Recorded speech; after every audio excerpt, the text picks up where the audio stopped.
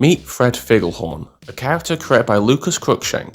Lucas, along with his cousins John and Katie, created a comedy channel in 2006 called JKL Productions, where Lucas would test out several characters he created. One of these characters was Fred, an annoying 6-year-old whose voice was sped up to sound funny. He made his debut on October 30th of that year in a video called Fred on Halloween.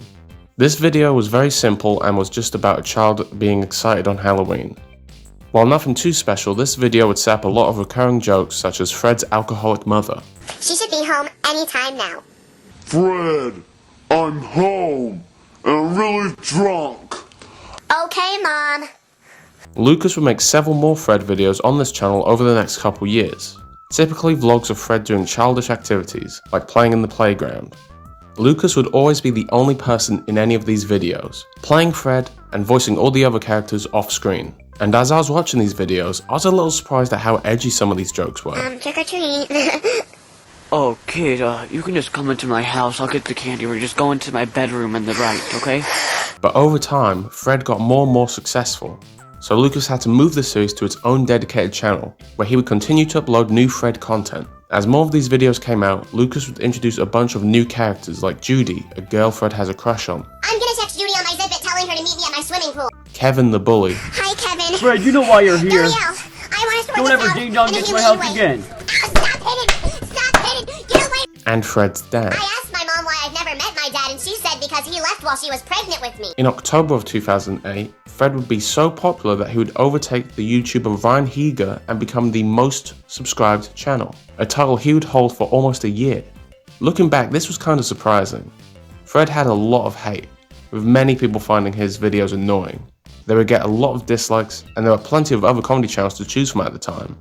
But there was a certain charm to his videos because of how homemade and amateur they looked, while many other sketch comedy channels were trying to look like a TV show. By April of 2009, Fred was so popular he became the first channel to surpass 1 million subscribers. But whatever, the reason why I'm making this video is because I want to thank all of you guys for getting my YouTube channel to 1 million subscribers! Who would eventually be overtaken in subscribers by Ryan Higa in August of that year. The Fred brand would begin to expand by stepping up production with actors, filming on location and HD video, releasing a comedy album which is about as good as you expect, and even collaborating with big guests like Annoying Orange and Weezer. Oh, it's just Weezer. Weezer? Oh my god, it's Weezer! But in 2010, something big happened. Fred got his own TV movie made by Nickelodeon. This would be the first time many iconic Fred characters would appear on screen. As you can guess, the film was not well received. They made 2 sequels, Night of the Living Fred and Camp Fred.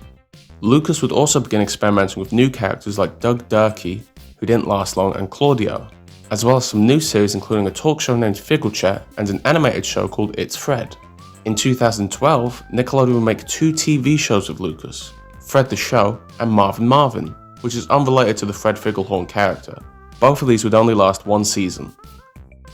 After a hiatus, the Fred channel would return in 2014 with The New Fred. But instead of Lucas playing the character, it was a young child who would promote a Korean cereal for the Yuksung company. So I just have to eat this delicious Yuksum cereal instead. The cereal is so good! This was a dark time in the Fred fandom. However, this was all fake, and acted like a series finale to the Fred character. It was revealed the real Fred was kidnapped by the Yuksung company who had taken over his channel, and Lucas had to save him. In my opinion, this is one of the best things the Fred channel ever did, because it brought back these subplots from years ago that I never thought would come back. But this story arc would also be a way for Lucas to announce the retirement of the Fred character.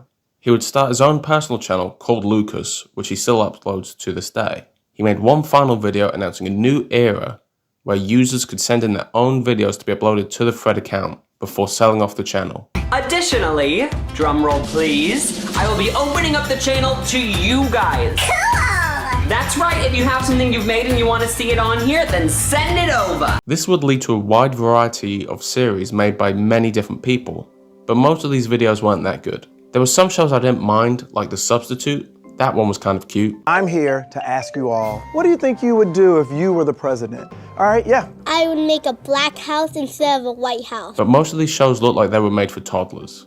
One person of note is Jake Paul. who before he started beating up old men, used to upload a series called In Your Face on the Fred channel.